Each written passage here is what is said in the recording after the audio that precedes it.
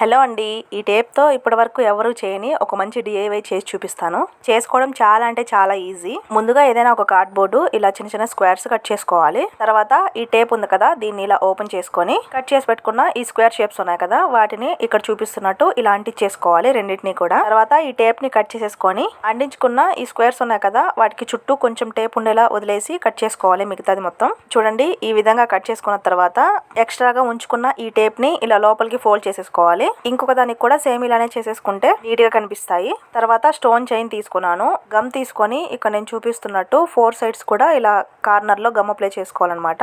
Apply చేసుకున్న తర్వాత తీసుకున్న స్టోన్ చైన్ ని 4 సైడ్స్ కూడా వచ్చేలా అంటించుకోవాలి. సేమ్ ఇలానే ఇంకొక దాన్ని కూడా ప్రిపేర్ చేసేసుకోవాలి. తర్వాత వీటిని ఇలా వెనక్కి తిప్పేసుకొని ఇంకొంచెం గమ్ అప్లై చేసుకొని ఒక స్టడ్ బేస్ ని అంటించేసుకుంటే రెడీ అయిపోతుంది. ఒక 2 మినిట్స్ డ్రై అవ్వడానికి పక్కన పెట్టేసి యూజ్ చేసేసుకోవచ్చు. చూడండి ఎంత క్యూట్ అయిన ఇయర్ రింగ్స్ రెడీ అయిపోయాయో.